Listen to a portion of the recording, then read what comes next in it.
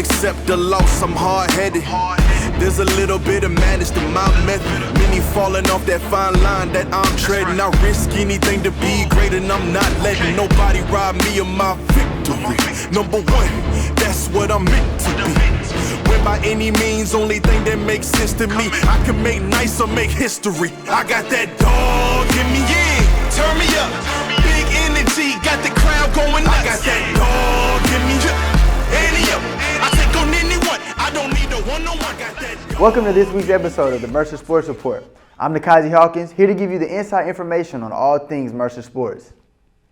After defending the home front here at Five Star Stadium last weekend, the Mercer football team was not in action on Saturday due to their bye week.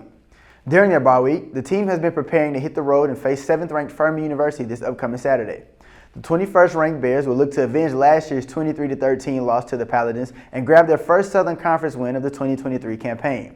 If you're unable to make the drive to South Carolina to support the good guys in orange and black, you can watch the game at 1 p.m. Eastern Time on ESPN+. To stay up to date on everything going on with the Bears on the gridiron, follow @Mercer Football on Twitter and Instagram. The women's soccer team did not have a bye this week. As a matter of fact, they were working overtime against the Lady Bulldogs from Gardner-Webb University. The Lady Bears were the definition of dominant as they defeated Gardner-Webb by a score of 4-0.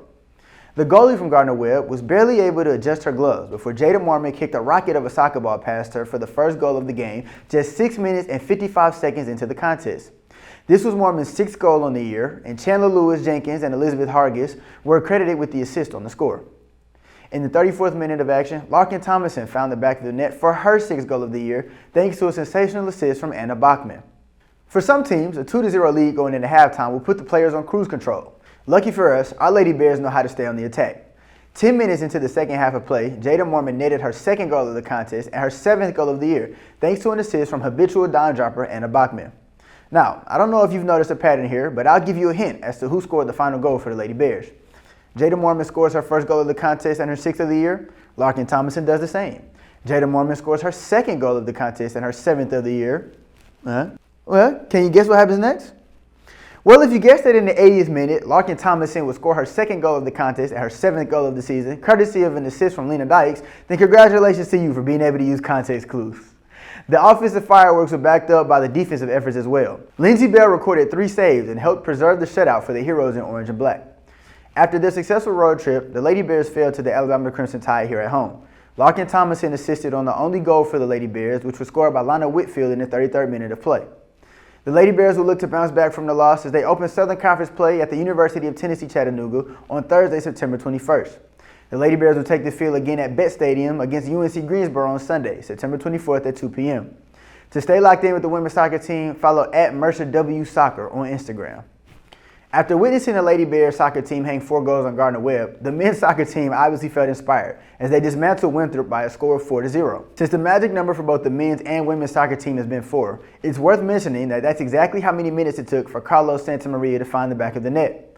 Barzi Blama set Santamaria up to score the 1st goal of the contest and his 2nd of the 2023 campaign.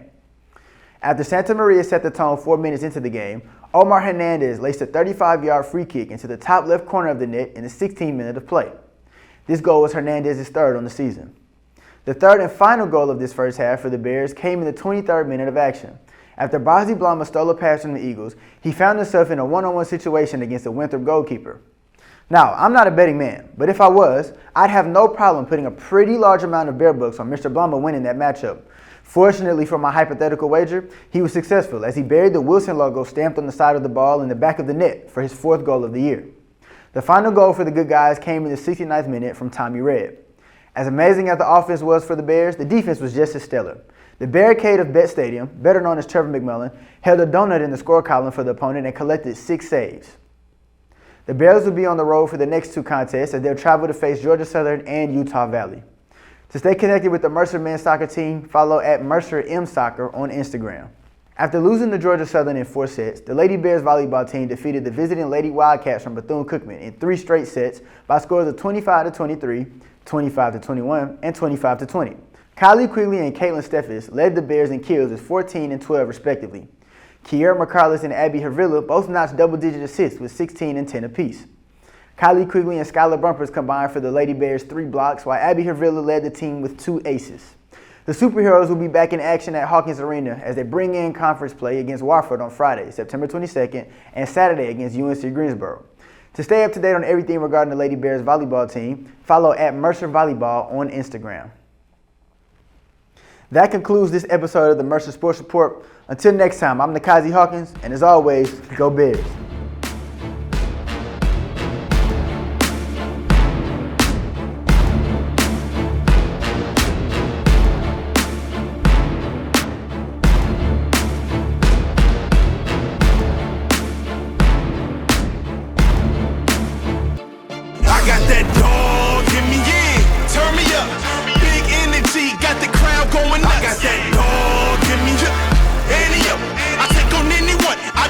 One-on-one, got that